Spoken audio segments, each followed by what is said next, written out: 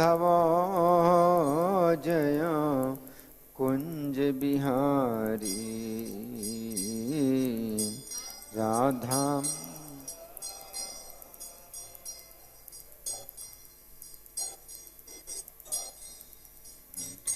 जय राधा माधव जय कुंज बिहारी।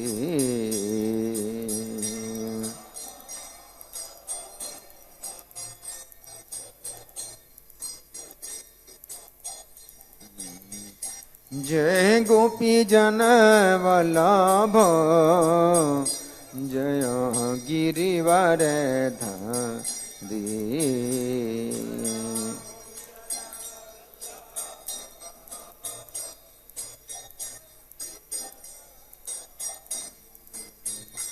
जय गोपी जन वल्लभ जय गिरिवर धारी।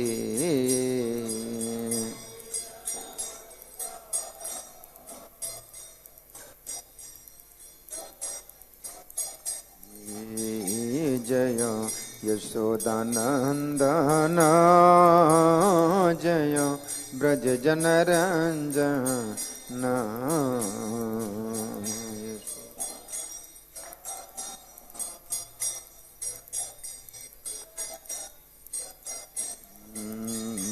जय यशोदानंदन जय ब्रज जन रंजन।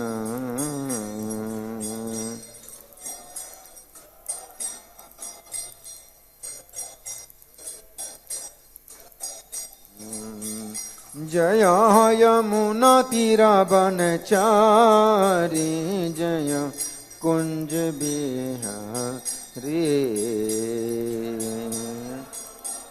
जय हो।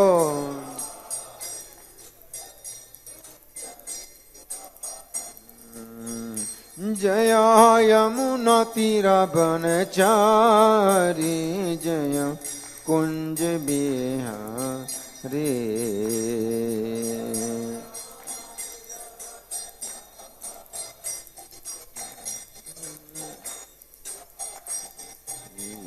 जय राधा माधव जय कुंज बिहारी। राधा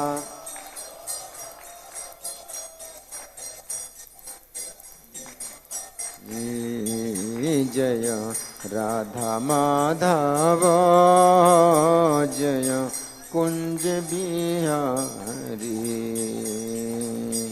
राधा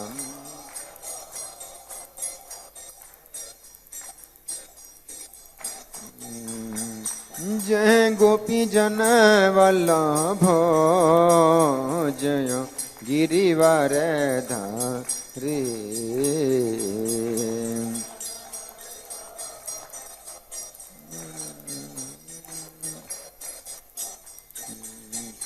जय गोपी जन वल्लभ जय गिरिवर धारी। जय हो।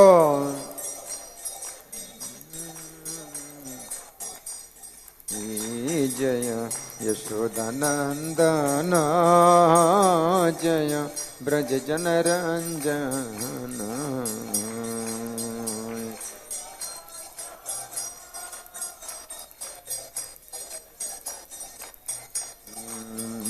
जय यशोदानंदन जय ब्रज जन रंजन। यशोदानंदन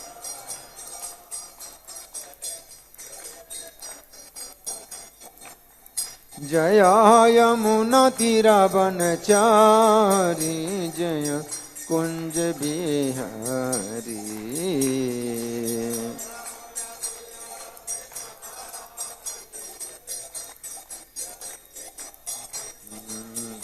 जय यमुना तीरा बनचारी जय कुंज बिहारी।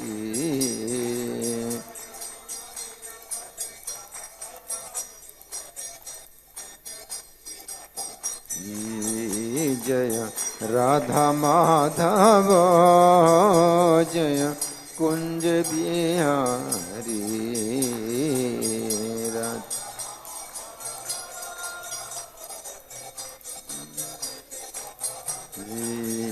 जय राधा माधव जय कुंज बिहारी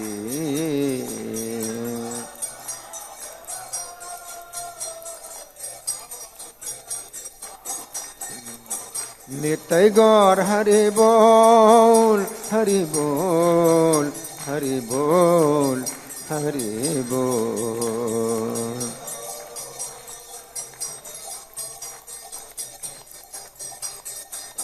जय प्रभुपदा प्रभुपदा प्रभुपदा जय प्रभुपदा।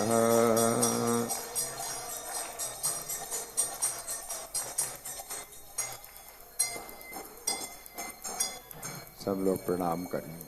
जय ओम विष्णुपाद परमहंस परिव्राजकाचार्य अष्टोत्तर श्री श्रीमद् डिवाइन ग्रेस अभयचरणारविंद भक्ति वेदांत स्वामी श्रीला प्रभुपाद की जय। नेत्र लीला प्रविष्ट ISKCON founder acharya saviour of the whole world Srila Prabhupada की जय। नामाचार्य हरिदास ठाकुर की जय। प्रेम से कहो श्री कृष्ण चैतन्य प्रभु नित्यानंदा श्री अद्वैत गदाधर श्रीवासादि गौर भक्त वृंद की जय। श्री श्री राधा पार्थ सारथी ललिता विशाखा गोप गोपिका श्याम कुंड राधा कुंड गिरि गोवर्धन की जय। श्री श्री गौरताई की जय। श्री श्री सीताराम लक्ष्मण हनुमान की जय। श्री श्री प्रहलाद नृसिंह देव की जय। समवेत भक्त वृंद की जय। अनंत कोटि वैष्णव वृंद की जय। इस्कॉन वर्तमानाचार्य वृंद की जय। गौर Premanandi all glory to assembled devotees, all glory to assembled devotees, all glory to assembled devotees, all glory to Sri Guru and Gauranga।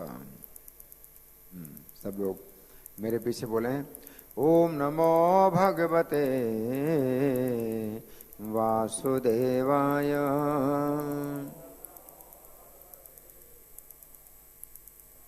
ओम नमो भगवते वासुदेवाय।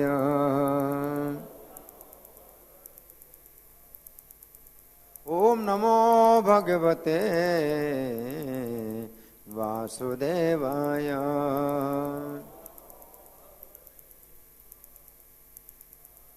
ग्रंथराज श्रीमद् भगवद गीता यथारूप अध्याय 2 श्लोक संख्या 58। अध्याय का नाम है गीता का सार। पृष्ठ संख्या 100।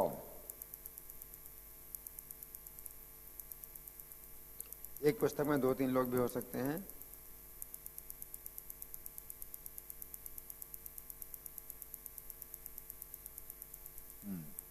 सबने निकाल लिया? Page number 100। मेरे पीछे बोलिए। यदा संघरते चायम कुर्मोंगानि वै सर्वशः इंद्रियाणि इंद्रियार्थेभ्यः तस्य प्रज्ञा प्रतिष्ठिता। यदा संघरते चायम् कुर्मोंगानि वै सर्वशः इंद्रियाणि इंद्रियार्थेभ्यः तस्य प्रज्ञा प्रतिष्ठिता। यदा संघरते चायम् कुर्मोंगानि वै सर्वशः इंद्रियाणि इंद्रियार्थेभ्यः तस्य प्रज्ञा प्रतिष्ठिता। बोलिए।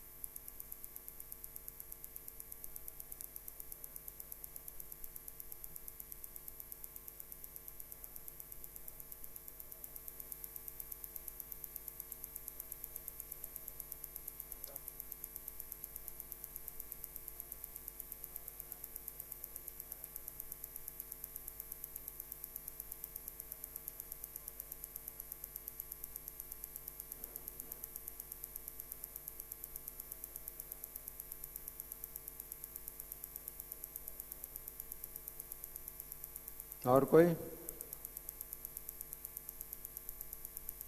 शब्दार्थ बोलिए। यदा जब, संघरते समेट लेता है, च भी अयम यह, कूर्मः कछुआ, अंगानि अंग, इव सदृश, सर्वशः एक साथ, इंद्रियाणि इंद्रियां, इंद्रिय अर्थेभ्य इंद्रिय विषयों से, तस्य उसकी, प्रज्ञा चेतना, प्रतिष्ठिता स्थिर। अनुवाद मेरे पीछे बोलिए। जिस प्रकार कछुआ अपने अंगों को संकुचित करके खोल के भीतर कर लेता है, उसी तरह जो मनुष्य अपनी इंद्रियों को इंद्रिय विषयों से खींच लेता है, वह पूर्ण चेतना में दृढ़ता पूर्वक स्थिर होता है। इस श्लोक को फिर से समझेंगे। अच्छा, पहले भूमिका में पहला पेज निकालिए। भूमिका में सबसे पहला पेज निकालिए। मेरे साथ बोलें सब लोग। ओम अज्ञानतिमिरान्धस्य ज्ञानाञ्जनशलाकया चक्षुरुन्मीलितं येन तस्मै श्रीगुरवे नमः। श्रीचैतन्यमनोभीष्टं स्थापितं येन भूतले स्वयं रूपः कदा मह्यं ददाति स्वपदान्तिकम्। वन्देऽहं श्रीगुरो श्रीयुतपदकमलं श्रीगुरून् वैष्णवांश्च। श्रीरूपं साग्रजातं सहगण रघुनाथान्वितं तं सजीवं साद्वैतं सावधूतं परिजनसहितं कृष्णचैतन्यदेवं श्रीराधा कृष्णपादान् सहगण ललिता श्रीविशाखान्वितांश्च। हे कृष्ण करुणा सिन्धो दीनबन्धो जगत्पते गोपेश गोपिकान्त राधाकान्त नमोऽस्तुते। तप्त कांचन गौरांगी राधे वृंदावनेश्वरी वृषभानुसुते देवी प्रणमामि हरिप्रिये। वाञ्छाकल्पतरुभ्यश्च कृपा सिन्धुभ्य एव च पतितानां पावनेभ्यो वैष्णवेभ्यो नमो नमः। जय श्री कृष्ण चैतन्य प्रभो नित्यानंद श्री अद्वैत गदाधर श्रीवासादि गौर भक्त वृंद। हरे कृष्णा कृष्ण कृष्ण हरे हरे, हरे राम राम राम हरे हरे। नमो विष्णुपादाय कृष्णप्रेष्ठाय भूतले श्रीमते भक्तिवेदान्त स्वामिनिति नामिने। नमस्ते सरस्वती देवी गौरवाणी प्रचारिणे निर्विशेषा शून्यवादी पाश्चात्य देश तारिणे। इस श्लोक फिर से निकालें, इस श्लोक को समझेंगे। भगवान कह रहे हैं यदा संघर्ते चायम, जिस समय ये व्यक्ति समेट लेता है, क्या समेट लेता है? इंद्रियों को, अपनी इंद्रियों को समेट लेता है। कैसे? कूर्म अंगानी इव, जैसे कछुए अपने अंगों को समेट लेता है। सर्वसामान्य सब ओर से, कछुआ अपने अंगों को सब ओर से समेट लेता है। जिस प्रकार से इंद्रियां, उसी प्रकार से जो अपनी इंद्रियों को इंद्रियों के विषयों से समेट लेता है, तस्य प्रज्ञा प्रतिष्ठिता, उसकी बुद्धि स्थिर है ना। अब हम सुनेंगे प्रभुपाद तात्पर्य में क्या लिखते हैं। श्रील प्रभुपाद की जय। किसी योगी, भक्त या आत्मसिद्ध व्यक्ति की कसौटी ये है कि वो अपनी योजना के अनुसार इंद्रियों को बस में कर सके, किंतु अधिकांश व्यक्ति अपनी इंद्रियों के दास बने रहते हैं। बातें नहीं, आप लोग इधर बैठ करके बातें कर रहे हैं।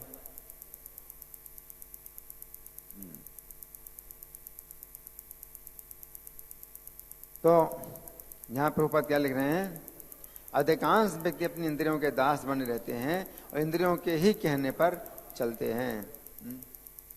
तो उसका मतलब क्या है कि वो कुछ करना चाहते हैं, लेकिन इंद्रियां कहती हैं ये मत करो, ये करो, तो अपना जो है काम छोड़ करके, माता जी देखो इधर मोबाइल यहाँ अलाउ नहीं है, माता जी बाहर बाहर बाहर जाइए,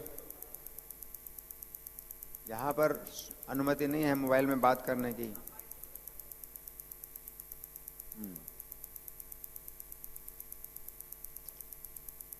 तो इंद्रियों के कहने पर चलते हैं, इंद्रियों के दास, इंद्रियों का दास है ना। दास का मतलब क्या होता है, मुझे कुछ काम करना है, मालिक कहता नहीं ये नहीं करना, मेरा काम करो, उसे दास कहते हैं। दास का मतलब ये है। तो वो किसके दास हैं, इंद्रियों के दास हैं, है ना। इंद्रियों के दास बने रहते हैं और इंद्रियों के ही कहने पर चलते हैं, अपने कहने पर नहीं चलते हैं। उनकी अपनी कुछ योजना है, लेकिन वो सब जो है रखी रहती है और वो जो है चलते हैं इंद्रियों के कहने पर। आगे ये है उत्तर इस प्रश्न का कि योगी किस प्रकार स्थित होता है। ये श्लोक संख्या 54 में अर्जुन ने प्रश्न किया था। श्लोक संख्या 54 में अर्जुन ने पहला प्रश्न किया था, स्थित प्रज्ञ से का भाषा। स्थिर बुद्धि वाले की क्या भाषा है। और दूसरा, स्थित धी किम प्रभाषित, कैसे बोलता है। फिर तीसरा है किम आसीत, कैसे बैठता है ना। तो तीसरा प्रश्न है कैसे बैठता है, कैसे स्थित होता है। तो उसका उत्तर आज के श्लोक में है। भगवान क्या बता रहे हैं कि कैसे स्थित होता है, कैसे बैठता है वो, है ना। यहाँ रूप में लिखते हैं, ये उत्तर इस प्रश्न का कि योगी किस प्रकार स्थित होता है। इंद्रियों की तुलना विषैले सर्पों से की गई है। वे अत्यंत स्वतंत्रता पूर्वक तथा बिना किसी नियंत्रण के कर्म करना चाहती हैं। विषैला सर्प, विषैला सांप क्या होता है? जो चाहे वो करेगा, और आप थोड़ा भी रोकेंगे, कुछ भी बाधा डालेंगे तो काट लेगा, है ना। तो विषैले सर्प जो है बहुत खतरनाक होते हैं। आप उनके कार्य में जरा भी बाधा डालें तो काट लेंगे। इंद्रियां भी विषैले सर्प के समान है। योगी या भक्त को इन सर्पों को बस में करने के लिए एक सपेरे की भांति अत्यंत प्रबल होना चाहिए। सपेरा सर्पों को बस में कर लेता है। कैसे? बीन में जाके सपेरा सर्पों को बस में कर लेता है। तो आपको भी जो है सपेरा बनना चाहिए। बातें नहीं, आपस में कोई बातें नहीं। तो जो सपेरा है इंद्रियों को बीन बजा के बस में करता है ना। तो हमारी बीन क्या है? हरे कृष्ण कृष्णा कृष्णा हरे हरे, हरे राम राम राम हरे हरे। कृष्ण का गुणगान, कृष्ण के बारे में श्रवण करना, गुणगान करना, ये हमारी बीन है, जिसकी तरह इंद्रियों को हम बस में कर सकते हैं। बहुत विषैले सर्प की तरह हैं, लेकिन बड़ी सरल विधि से विषैले सर्प को बस में किया जा सकता है। विधि पता होना चाहिए, है ना। तो विधि यही है कि आप हरे कृष्ण का आप श्रवण करते हैं, कीर्तन करते हैं, और भगवद गीता, भगवद गीता भी बीन है, आप भगवद गीता को गा करके भी इंद्रियों को बस में कर सकते हैं, है ना। तो आगे प्रभुपाद लिखते हैं, वो उन्हें कभी भी कार्य करने की छूट नहीं देता, इंद्रियों को कार्य करने की छूट नहीं देता, है ना। ये सपेरा होता है, सपेरा होता है। तो जब सांपों को वो टोकरी में चाहता है कि अंदर जाएं, बंद करें, तो सांपों को टोकरी के अंदर बंद कर देता है और क्या करता है, ऊपर से ढक्कन लगा देता है, चलो अंदर। जब चाहे तो सांपों को वो निकालता है बाहर, और जब चाहे तो सांपों को अंदर बंद कर देता है, और अपनी बीन के द्वारा वो उनको नियंत्रित करता है। उसी प्रकार से हमें जो है इंद्रियों को अपनी इच्छा के अनुसार कार्य में लगाना है, इंद्रियों की इच्छा के अनुसार कार्य नहीं करना है। तो ये अंतर है। आगे प्रभुपाद लिखते हैं, शास्त्रों में अनेक आदेश हैं, उनमें से कुछ करो तथा कुछ ना करो से संबद्ध है। शास्त्रों में कोई बात बताई जाती है ये करना है, और कुछ बातें बताई जाती हैं ये नहीं करना। शास्त्रों में यही दो बातें हैं, या तो कुछ करना है या नहीं करना। वो माता जी को जो है ना बाहर कर दो, बाहर। गार्ड कहाँ है, गार्ड बाहर जाए माता जी। यहां पर बात नहीं करना चाहिए, बाहर जाइए, बाहर। जब तक कोई इन करो या ना करो का पालन नहीं कर पाता और इंद्रिय भोग पर संयम नहीं बरतता है, तब तक उसका कृष्ण भावनामृत में स्थिर हो पाना असंभव है ना। मतलब क्या है, शास्त्रों की आज्ञा के अनुसार कहा गया है कि ये करना है, ये नहीं करना है ना। या तो शास्त्रों की आज्ञा मानो या फिर इंद्रियों की आज्ञा मानो। इंद्रियां कहती हैं ये करना है, ये नहीं करना है। इंद्रियां कहती हैं ये नहीं करना, शास्त्र कहते हैं ये करना है। तो आपको क्या करना है, शास्त्र के अनुसार करना है। इंद्रियां कहती नहीं करना है, इंद्रियों की बात नहीं मानना है, करना है। फिर इंद्रियां कहती ये करना है, शास्त्र कहते ये नहीं करना है, तो आपको शास्त्र की बात मानना है, नहीं करना है। इंद्रियां कहती करना है, नहीं करना है, क्योंकि शास्त्रों ने कहा है नहीं करना है ना। तो ये जो है, तब अगर इंद्रिय भोग पर संयम नहीं बरतता है, तब तक उसका कृष्ण भावनामृत में स्थिर हो पाना असंभव है। यहाँ पर सर्वश्रेष्ठ उदाहरण कछुए का है। वो किसी भी समय अपने अंग समेट सकता है और पुनः विशिष्ट उद्देश्यों से उन्हें प्रकट कर सकता है। तो कछुए का उदाहरण भगवान ने बड़ा उचित दिया है, बहुत उचित दिया है। वैसे तो और भी दूसरे भी जीव होते हैं जो अपने अंगों को समेट लेते हैं, लेकिन उनके अंग जो है उतने नहीं होते जितनी इंद्रियां हैं, क्योंकि यहाँ पर 5 इंद्रियां हैं, 5 ज्ञानेंद्रियां हैं जिनको बस में करने की भगवान बात कर रहे हैं। और कछुए के भी 5 अंग होते हैं, पूरे पूरे 5 हैं। 4 पैर हैं, 1 सिर है। और वो कछुआ क्या करता है, अपने सिर को भी अंदर कर लेता है और चारों पैरों को अंदर कर लेता है। तो 5 अंग, और हमारी भी 5 इंद्रियां हैं। तो 5 इंद्रियों को हम जो है अपने बस में करें कछुए की तरह। नहीं तो दूसरे जो जीव होते हैं तो उनके कई पैर होते हैं, और वो भी जो है अपने पैरों को समेट लेते हैं। कभी खतरा हो तो वो जो है अपने पैरों को समेट लेते हैं, लेकिन सिर अंदर नहीं जाता उनके। और जो पैर होते हैं वो जो है 4 होंगे या 6 होंगे, 8 होंगे, सम संख्या में होंगे। 5 की संख्या होगी नहीं, उनके पैरों की संख्या 5 नहीं हो सकती है। या तो 4 होंगे, 6 होंगे, 8 होंगे, 10 होंगे, 5 की संख्या नहीं होती पैरों की। कछुए के 5 अंग पूरे पूरे होते हैं, इसलिए भगवान ने कछुए का उदाहरण दिया है। यहाँ पर आगे ऊपर लिखते हैं कि वो किसी भी समय अपने अंग समेट लेता है और पुनः विशिष्ट उद्देश्यों से उन्हें प्रकट कर सकता है। जहाँ खतरा हो तो अपने 5 अंगों को समेट लेता है कछुआ। उसकी पीठ का जो खोल है तो काफ़ी बड़ा होता है, तो पीठ के खोल के अंदर सब अंदर कर लेता है। और फिर अगर आप उसको उठाते हो तो ऐसा लगता है जैसे बस कुछ नहीं है, कोई चीज़ है, हड्डी जैसी कोई चीज़ है, गोल गोल है हड्डी, क्या है, कुछ भी नहीं। तो लोग ना समझें कि भाई ये कोई चीज़ है और उसको छोड़ के चला जाए, तो वो डर के मारे अपने संकट से बचने के लिए अपने पांचों अंगों को समेट लेता है ना। और हड्डी उसकी बहुत मजबूत होती है। पीठ, कछुए की पीठ बड़ी मजबूत होती है। कछुए की पीठ की ढाल भी बनाई जाती है ना। तलवार मारे तो कछुए की पीठ की ढाल से आप तलवार को भी रोक सकते हैं, इतनी मजबूत है पीठ। तो अपनी मजबूत पीठ के अंदर वो क्या कर लेता है, अपने पांचों अंगों को समेट लेता है। अगर मारेंगे तो उसे कुछ चोट नहीं लगेगी।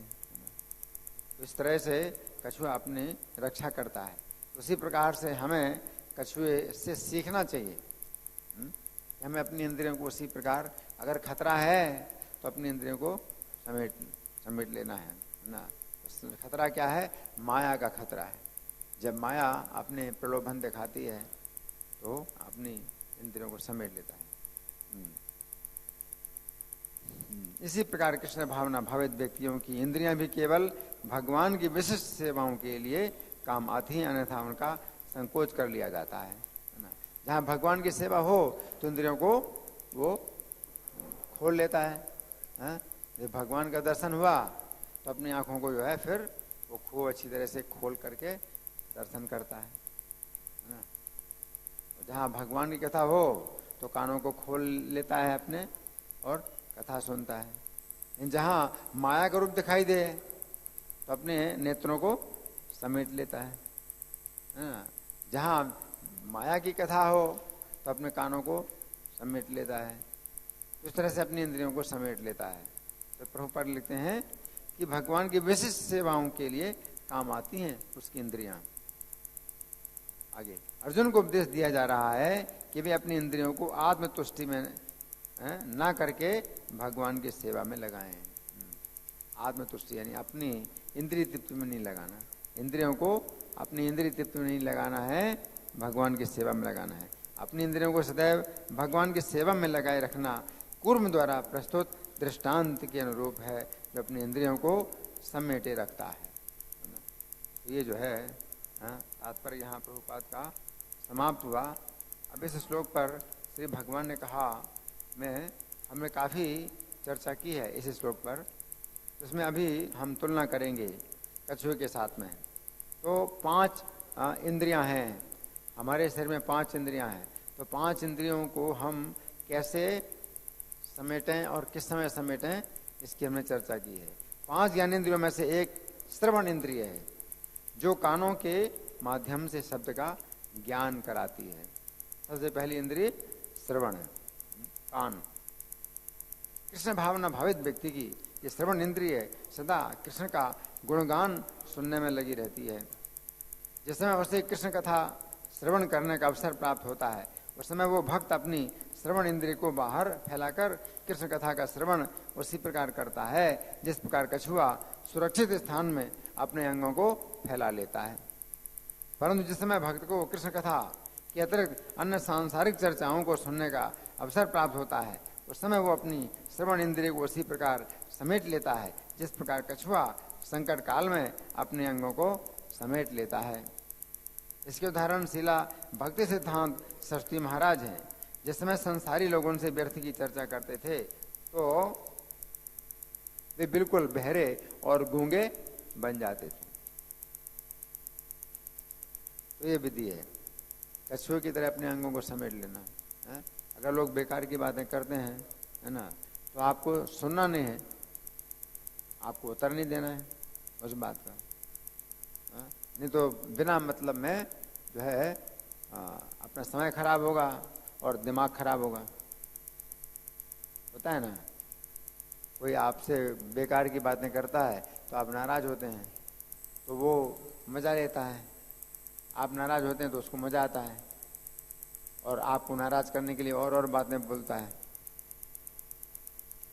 तो उससे अच्छा क्या है कि सुनो ही नहीं, उसकी बात का उत्तर ही ना दो।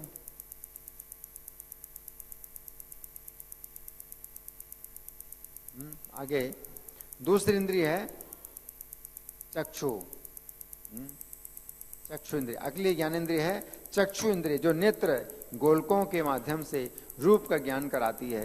कृष्ण भावना भावित व्यक्ति की ये चक्षु इंद्रिय सदा कृष्ण के रूपों तथा कृष्ण भक्तों के दर्शन में लगी रहती है। जिस समय उसे कृष्ण के रूपों का दर्शन करने का अवसर प्राप्त होता है, उस समय वो भक्त अपनी चक्षु इंद्रिय को बाहर फैलाकर कृष्ण तथा उनके भक्तों का दर्शन करता है। जिस प्रकार कछुआ सुरक्षित स्थान में अपने अंगों को फैला लेता है, परंतु जिस समय भक्त को माया के रूपों के दर्शन का अवसर प्राप्त होता है, उस समय वह अपने नेत्र इंद्रिय को उसी प्रकार समेट लेता है जिस प्रकार कछुआ संकट काल में अपने अंगों को समेट लेता है। जिस समय रावण सीता जी को बलपूर्वक लंका का वैभव दिखाकर अपने बस में करना चाहता था, बड़ा अच्छा उदाहरण है। रावण सीता जी को ले आया लंका में, अब लंका का वो सौंदर्य दिखाना चाहता है। ये सीता देख तू कितने अच्छे स्थान में आई है इस लंका में, देख तू मेरे साथ अब भोगों को भोग। तो सीता जी को बलपूर्वक दिखाता है, लंका देख लंका देख। और सीता जी ने अपने नेत्र इंद्रिय को समेट लिया। उस समय सीता जी नहीं देख रही हैं, अपने नेत्र इंद्रिय को समेट लेती हैं ना।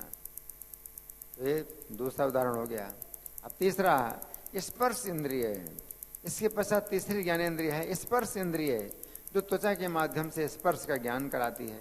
कृष्ण भावना भावित व्यक्ति की ये स्पर्श इंद्रिय कृष्ण भक्तों के शरीर का स्पर्श करने में तथा श्री कृष्ण के चरणों की धूल का स्पर्श करने में लगी रहती है। स्पर्श इंद्रिय का जो कार्य है स्पर्श करना है।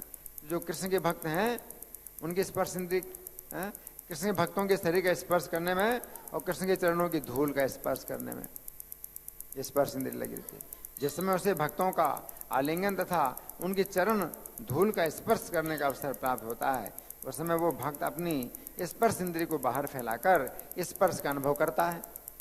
जिस प्रकार कछुआ सुरक्षित स्थान में अपने अंगों को फैला लेता है, परंतु जिस समय भक्त को इंद्रिय तृप्ति के स्पर्श का अवसर प्राप्त होता है, उस समय वो अपनी स्पर्श इंद्रिय को उसी प्रकार समेट लेता है जिस प्रकार कछुआ संकट काल में अपने अंगों को समेट लेता है। जिस समय देवताओं की प्रार्थना से पार्वती शिवजी के द्वारा पुत्र प्राप्त करने के लिए उनके जननांग का स्पर्श कर रही थी, उस समय शिव जी ने अपनी स्पर्श इंद्रिय को समेट लिया। तो पार्वती जी शिव जी के जननांग का स्पर्श कर रहे हैं, शिव जी ने अपनी स्पर्श इंद्रिय को समेट लिया। तो वे व्यथित नहीं हुए, विचलित नहीं हुए। तो ये एक उदाहरण स्पर्श इंद्रिय का। इस चौथा है रसना इंद्रिय। इसके पश्चात चौथी ज्ञानेंद्रिय है रसना इंद्रिय, जो जिह्वा के माध्यम से रस का ज्ञान कराती है। कृष्ण भावना भावित व्यक्ति की ये रसना इंद्रिय श्री कृष्ण को अर्पित प्रसाद का रसास्वादन करने में लगी रहती है। अपनी रसना इंद्रिय का जो प्रयोग है ये भक्त किस में करते हैं? कृष्ण के प्रसाद का आस्वादन करने में। जिस समय उसे श्री कृष्ण तथा उनके भक्तों को अर्पित प्रसाद ग्रहण करने का अवसर प्राप्त होता है, उस समय वो भक्त अपनी रसना इंद्रिय को बाहर फैलाकर कृष्ण प्रसाद का आस्वादन करता है। जिस प्रकार कछुआ सुरक्षित स्थान में अपने अंगों को फैला लेता है, परंतु जिस समय भक्त को ऐसा भोजन ग्रहण करने का अवसर प्राप्त होता है जो या तो श्री कृष्ण को अर्पित नहीं हुआ है या वो श्री कृष्ण को अर्पित करने योग्य नहीं है, उस समय वो अपनी रसना इंद्रिय को उसी प्रकार समेट लेता है जिस प्रकार कछुआ संकट काल में अपने अंगों को समेट लेता है। जिस समय श्रील प्रभुपाद छोटे से बालक थे, उस समय उन्हें टाइफाइड की बीमारी हो गई थी। उनके जीवन की रक्षा के लिए उन्हें मुर्गी के बच्चे का सूप, चिकन सूप दिया गया। उस समय बालक ने अपनी रसना इंद्रिय को समेट लिया तथा उसे देखकर उल्टी कर दी। प्रभुपाद जो है छोटे से बालक थे, टाइफाइड हो गया। उस समय टाइफाइड का इलाज ही नहीं था। डॉक्टर ने कहा कि मुर्गी के बच्चे का सूप। तो प्रभुपाद के पिताजी थे, बोले नहीं हम लोग तो वैष्णव हैं, हम लोग तो ये नहीं ले सकते, अपने बच्चों को भी नहीं खिला सकते। तो डॉक्टर ने कहा आप चिंता मत करिए, मैं अपने घर से बना करके लाऊंगा। अपने घर से बना करके लाए और उनके माता पिता जो है मजबूरी में कि पुत्र के जीवन की रक्षा करना है। अब वो अगर खिलाना पड़े तो खिलाएं, तो उन्होंने मना नहीं किया। लेकिन बच्चे ने ही उल्टी कर दी उसको देख करके। फिर भगवान की कृपा से ठीक भी हो गया, टाइफाइड से ठीक भी हो गया वो बच्चा। इसमें एक उदाहरण उसका भी है, गोपाल हाथी। रसिकानंद प्रभु ने जिसको शिष्य बनाया था, तो आदेश दिया था कि वैष्णवों का प्रसाद ही तुम खाओ और कुछ ना खाओ। तो वैष्णव लोग जो है जो प्रसाद खिलाते थे तो वो खाता था और वैष्णवों की आज्ञा का पालन करता था। तो बंगाल का जो बादशाह शाह सुजा था, तो उसको बड़ी इच्छा हुई कि ऐसा हाथी हमारे पास आ जाए। तो बहुत धन दे करके भी किसी व्यक्ति को बोलता था भाई उसको ले आओ, लेकिन हाथी जो है वैष्णवों की सेवा और किसी को अपने पास आने नहीं देता था। तो फिर एक जो है बदमाश व्यक्ति ने एक चाल चली, वैष्णवों का वेशभूषा धारण कर लिया, तो तिलक धारण कर लिया, कंठी माला। तो बेचारा हाथी तो पशु है, वो थोड़ी नहीं जान सकता है कि वेशभूषा में जो है कोई व्यक्ति वैष्णव हो सकता है और अंदर से बदमाश हो सकता है। तो उसको जो है हाथी को वो ले चला। तो उसको आज्ञा थी कि वैष्णव की आज्ञा का पालन करना है। तो वो जो है दिखा करके अपने को वैष्णव वो जो है हाथी को ले आया। लेकिन वहाँ मुसलमान के यहाँ कृष्ण का प्रसाद कहाँ मिलेगा? तो उसने कुछ नहीं खाया, 3 दिन तक वो भूखा रहा, कुछ नहीं खाया। तो उसने अपना शरीर छोड़ दिया, लेकिन कृष्ण प्रसाद के अलावा और कुछ नहीं खाया। ये जो है मतलब एक शिक्षा मिलती है, एक हाथी से शिक्षा मिलती है। फिर घ्राण इंद्रिय, इसके पश्चात अंतिम इंद्रिय है घ्राण इंद्रिय, जो नासिका के छिद्रों के माध्यम से गंध का ज्ञान कराती है। कृष्ण भावना भावित व्यक्ति की ये घ्राण इंद्रिय श्री कृष्ण को अर्पित पुष्पों की सुगंध का आस्वादन करने में लगी रहती है।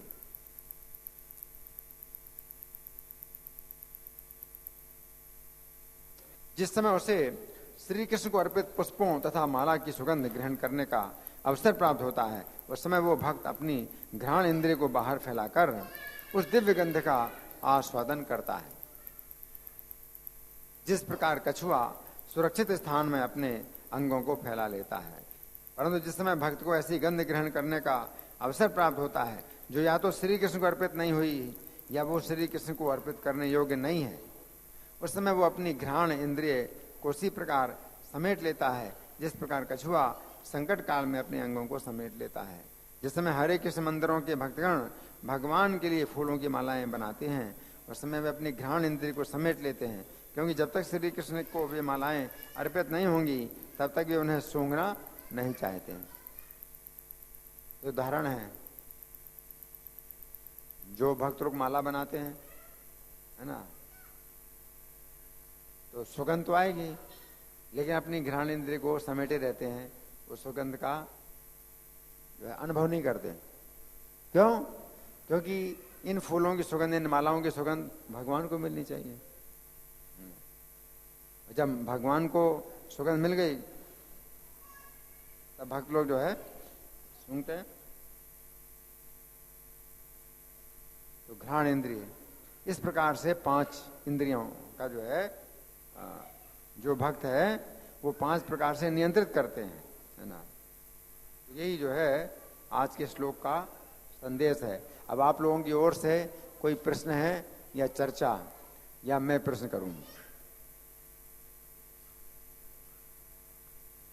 मैं प्रश्न करूं? ठीक है, मैं प्रश्न करता हूं। तो हमने क्रम से 5 इंद्रियों की चर्चा की कि भक्त किस समय उस इंद्रिय को फैलाता है और किस समय इंद्रिय को समेटता है ना। तो सबसे पहली इंद्रिय कौन सी है? श्रवण इंद्रिय, सुनने वाली इंद्रिय। तो जो भक्त है कछुए की तरह सुरक्षित स्थान में अपने श्रवण इंद्रिय को फैलाता है, तो वो सुरक्षित स्थान कौन सा है? जहां पर कृष्ण कथा हो रही है। जहां पर कृष्ण कथा हो रही है वहां पर अपनी श्रवण इंद्रिय को फैला लेता है? अपना कथा सुनता है, उस समय अपनी इंद्रिय को फैला लेता है। अब यहां कथा हो रही है, ये कितने लोग हैं यहाँ, वो नहीं सुन रहे हैं, लोग नहीं सुन रहे हैं, है ना। लेकिन भक्त का जो लक्षण है वो ये है, जहां कथा हो, हरि बोल, तो जहां पर कथा हो वहां पर अपने श्रवण इंद्रिय को फैला लेते हैं, है ना। जैसे प्रसादम हॉल में कथा होती है, कथा पढ़ी जाती है, लेकिन लोग जो है अपने बातों में लगे रहते हैं, खाने पीने में लगे रहते हैं और सुनते नहीं, कथा नहीं सुनते। लेकिन अगर आप भोजन कर रहे हैं तो भी आप जो है सुनने की कोशिश करिए। अगर कुछ कथा हो रही है और माइक पर बताया जा रहा है, माइक पर सुनाया जा रहा है, तो सुनने की कोशिश करना चाहिए। तो श्रवण इंद्रिय का ये है। और कब किस समय वो भक्त अपने श्रवण इंद्रिय को समेट लेता है? संकट के समय। संकट का समय क्या है? कौन सा संकट का समय? जब अपनी श्रवण इंद्रिय को समेट लेता है। कौन बताएगा? फालतू की बातें, फालतू की बातें हैं, और फिल्मी गाने चल रहे हैं, फालतू की बातें हैं, फिल्मों की बातें चल रही हैं, ये स्टार है उसकी बातें करते हैं, फिल्म स्टार की बातें करते हैं, और नेताओं की बातें करते हैं, न्यूज़पेपर, अखबार, इनकी बातें करते हैं, ये सब व्यर्थ के समाचार। तो इनको भक्त नहीं सुनता है, तो अपनी इंद्रिय, श्रवण इंद्रिय को समेट लेता है ना।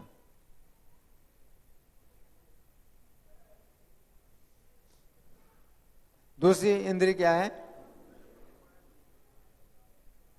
दूसरी इंद्रिय नेत्र। हाँ, आंखें। तो ये जो इंद्रिय है आंखें, ये जो इंद्रियां हैं, तो भक्त की आंखों का सुरक्षित स्थान कौन सा होता है? जहां वो अपनी नेत्र इंद्रिय को फैलाता है, जहां भगवान का दर्शन हो। जहां भगवान का दर्शन होता है तो अपने आंखों को फैला लेता है। जैसे चैतन्य महाप्रभु जब दर्शन करते थे तो उनकी आंखें एकदम खुली की खुली रह जाती थी। राधा रानी कृष्ण का दर्शन करती हैं तो निर्निमेष, मतलब निमेष, मतलब होता ही नहीं, पलकें बंद होती नहीं।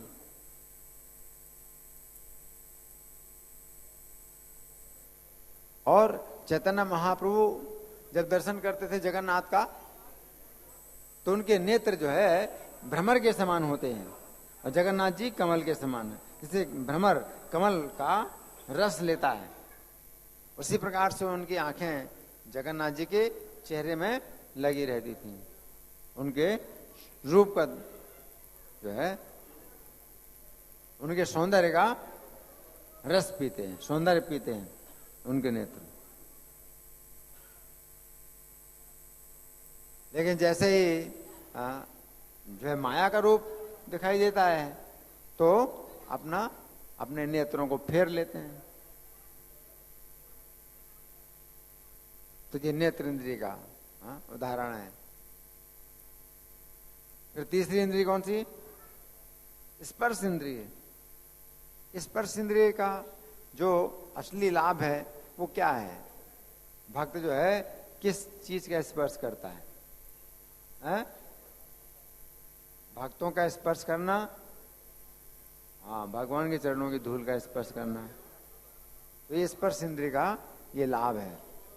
तो जहाँ भगवान के चरणों की धूल प्राप्त होती है तो अपनी स्पर्श इंद्रिय को फैला देते हैं, है ना। जैसे हम लोग जमीन में प्रणाम करते हैं, जमीन में प्रणाम करते हैं तो ये सोच करके कि ये जमीन जो है भगवान के चरणों की धूल है, तो प्रणाम करते हैं। स्पर्श इंद्रिय का ये लाभ है। और जहां इसके विपरीत उल्टा हो तो समेट लेता है। जैसे पुरुष और स्त्री के संपर्क का जो स्पर्श है उससे अपनी इंद्रिय को समेट लेता है। इसमें शिव जी का उदाहरण दिया गया है। और उदाहरण रामानंद राय, रामानंद राय का भी उदाहरण है। रामानंद राय देवदासियां जो कि बिल्कुल सुंदर और जवान होती थी,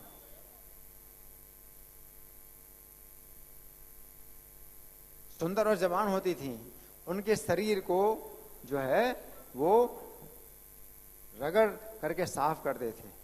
जगन्नाथ जी के सामने वो नृत्य करेंगी तो उनका अपने हाथ से श्रृंगार करना, उनका अच्छी तरह से पूरे शरीर को जो है साफ करना। तो पुरुष होते हुए भी वो जो है स्त्रियों के शरीर को साफ करते थे और अपनी स्पर्श इंद्रिय को उन्होंने समेट लिया। स्पर्श करते हुए भी स्पर्श का अनुभव नहीं करते थे। तो ये जो है रामानंद राय उदाहरण है। और तीसरी इंद्रिय कौन सी है? तीन हो गए। चौथा रसना, रसना इंद्रिय, स्वाद लेने वाली इंद्रिय। तो भक्तों की जो इंद्रिय है, रसना इंद्रिय है, ये किस कार्य के लिए है? क्या लाभ है? कृष्ण के प्रसाद का आस्वादन करना, कृष्ण के प्रसाद का आस्वादन करना इसके लिए है। तो कृष्ण को भोग लग चुका है तो फिर वो लेता है ये सोच करके कि कृष्ण का ये प्रसाद है। कैसा प्रसाद है? तो प्रसाद का रस आस्वादन करना है ये। लेकिन अगर कोई चीज कृष्ण को अर्पित नहीं हुई है या अर्पित करने लायक नहीं है तो उसको वो नहीं लेगा, उसका तो अपनी रसना इंद्रिय को समेट लेगा। उसकी रसना इंद्रिय कहती है कि खाओ खाओ, ये तो जो है चाट है, ये पकौड़ा है, ये कचौड़ी है, समोसा है, खाओ, अरे खाओ खाओ। वो नहीं खाता, वो समेट लेता है अपनी रसना इंद्रिय को। जैसे चैतन्य महाप्रभु स्वादिष्ट प्रसाद नहीं खाते थे। स्वादिष्ट प्रसाद भक्तों को कहते, भक्तों लोगों को दो और मुझे कहा दो, पीठा और पाना दो, केवल साधारण चीजें दो। लेकिन स्वरूप दामोदर गोस्वामी जो है तरीका जानते थे चैतन्य महाप्रभु खिलाने का। तो वो क्या कहते थे? देखिए इसको जगन्नाथ जी ने इसका जो है भोग लगाया है, आस्वादन किया है, देखिए कैसे भगवान ने आस्वादन किया है, आप लीजिए इसको। तो इस बात पर चैतन्य महाप्रभु लेते थे। तो स्वादिष्ट प्रसाद जो है चैतन्य महाप्रभु फिर मना नहीं कर सकते। स्वरूप दामोदर क्या बोलते थे? देखिए जगन्नाथ जी ने कैसे इसका आस्वादन किया है, आप भी देखो खा करके। तो फिर वो मना नहीं कर पाते थे। क्योंकि इस बात पर भक्त जो है कोई स्वादिष्ट चीज भी खाने के लिए तैयार है। जब वो देखता है कि भगवान ने भोग लगाया है, ओ भगवान ने भोग लगाया है, तो जरूर खाना चाहिए। तो चैतन्य महाप्रभु जब गदाधर पंडित के घर में आए तो नित्यानंद प्रभु चावल लेके आए थे। गदाधर पंडित ने जो है उनका रंधन किया था और फिर गोपीनाथ को जो है भोग लगाया था। तो चैतन्य महाप्रभु बोले इसको तो मैं छीन करके भी खाऊंगा, अगर नहीं दोगे तो छीन करके भी खाऊंगा। क्यों? एक तो नित्यानंद प्रभु लाए और दूसरा तुमने इसको पकाया है और तीसरा गोपीनाथ जी को भोग लगाया है, इसलिए ये जो चावल है ये मैं छीन करके भी खाऊंगा, अगर नहीं दोगे तो ही। तो रसना इंद्रिय का जो है ये कार्य है।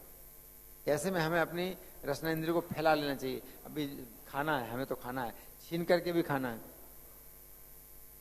और भक्त लोग भी क्या करते थे, जब श्री चैतन्य उठे भोजन करके तो फिर लूट मस्ती थी उस चीज, क्योंकि वो जो है उसमें अपनी इंद्रिय को फैलाना है, वे खा लो खाओ।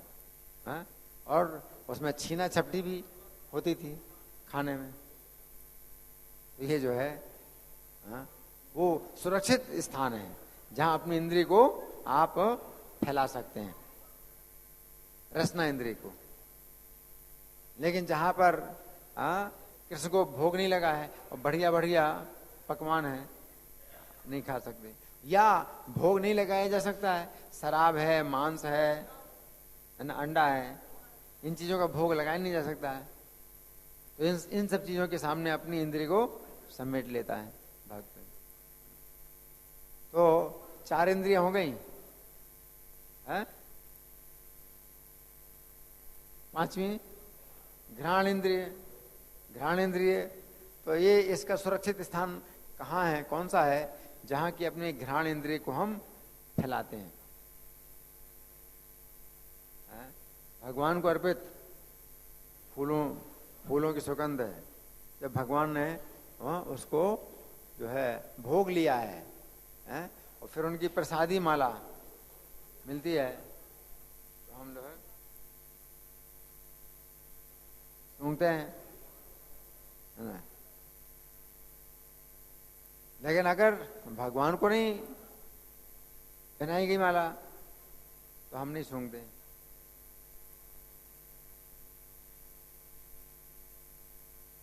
ये जो है मतलब विधि है।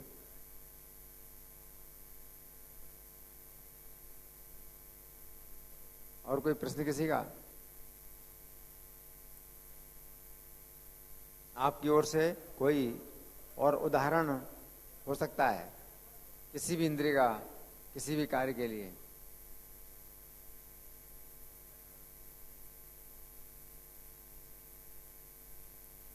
तो भगवान ने कछुए का उदाहरण क्यों दिया? भगवान ने कहा कि कछुआ जैसे अपनी इंद्रियों को समेट लेता है, उसी प्रकार से जो भक्त अपनी इंद्रियों को समेट लेता है।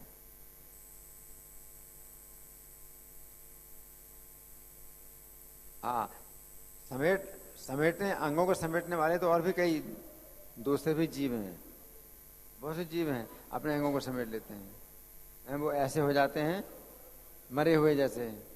कोई चल रहा है, आप थोड़ा छू लें तो मरे हुए जैसे हो जाएगा, है ना। उसकी तुलना भगवान ने नहीं दी। क्यों है?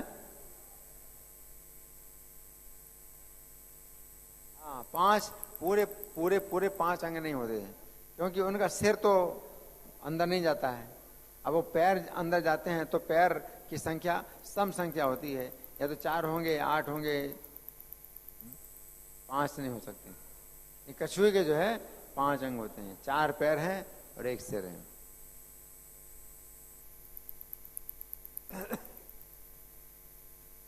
तो कछुए की जो है ये विशेष योग्यता है कि अपनी सुरक्षा के लिए वो जो है अपने अंगों को समेट लेता है। अपनी पीठ में वो अपने सब अंगों को समेट लेता है, उसकी पीठ मजबूत होती है। हमारी 5 इंद्रियां, तो 5 इंद्रियों को समेटना है।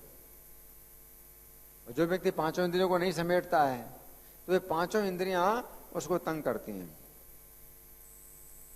और उसको इधर 5 दिशा से खींचती हैं। ये उदाहरण दिया जाता है, एक ऐसा व्यक्ति जिसकी 5 स्त्रियां हैं, 5 स्त्रियां हैं, और हर स्त्री जो है उसको अपनी ओर खींचती है। वो कहती है मेरे लिए बाली लेके आओ, वो कहती है मेरे लिए हार लेके आओ, मेरे लिए, वो कहती है मुझे ये जरूरत है, मुझे वो जरूरत है। वो परेशान हो जाता है। 5 स्त्रियां अपनी अपनी मांगे करती हैं, परेशान हो जाता है।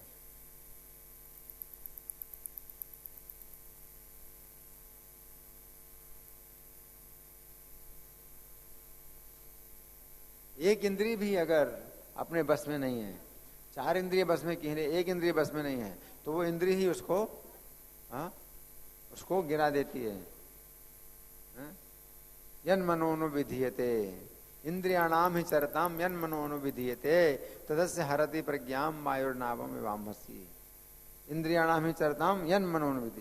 तो इंद्रियां जो है अपने अपने विषयों में रहती हैं, और जिस इंद्रिय के साथ मन रहता है तो वही इंद्रिय उसकी बुद्धि का हरण कर लेती है। 5 इंद्रियों में से एक भी इंद्रिय, जैसे कि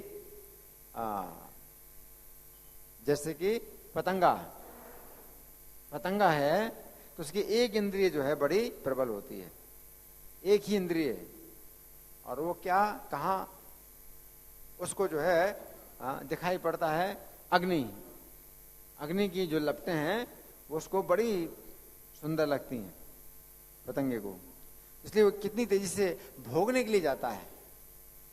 किसका मैं आलिंगन कर लूं, ये बहुत सुंदर है। अग्नि की जो लपट है उसका आलिंगन करने के लिए जाता है और बहुत तेजी से जाता है, इतनी तेजी से जाता है कि फिर वो उसमें अंदर मतलब मर जाएगी, उसकी मृत्यु हो जाएगी। पतंगा जो है इतना जो है आकर्षित होता है और इतनी तेजी से भागता है भोगने के लिए कि फिर उस आग में वो मर जाता है, लौट नहीं सकता। तो एक इंद्रिय भी जो है अगर भोगना चाहती है, माया की तरफ जाती है, तो वही इंद्रिय जो है उसकी बुद्धि का हरण कर लेगी, उसकी बुद्धि का हरण हो गया। पतंगा जब आग के पास जाता है तो उसकी बुद्धि का हरण हो जाता है, वो समझ नहीं पाता है आग में जो है कितनी गर्मी है। आपका प्रश्न है?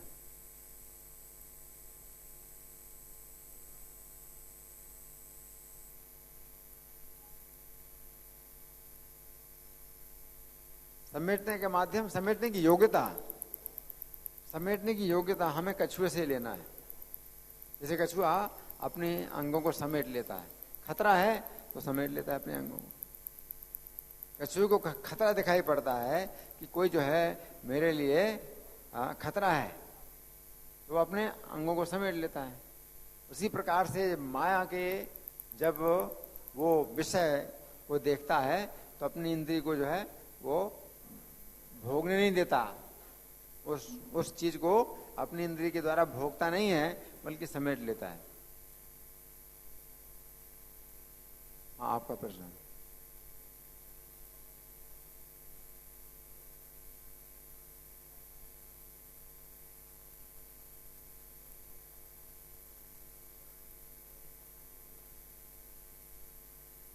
हाँ, वो कह सकते हैं, लेकिन आज के श्लोक में मतलब जो शिक्षा है केवल एक बात की शिक्षा है, अपने इंद्रिय को समेट लो, आप भोगो नहीं उसको। तो अगर आप भोगते नहीं है तो इसी में आपकी सुरक्षा है।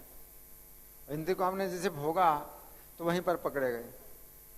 जैसे मछली है तो वो जो है रसना में जो है उसकी इंद्रिय बड़ी प्रबल है, तो वो जब देखती है कुछ खाने की चीज है तो ऐसे झपट्टा मारती है और एकदम कस के खाती है।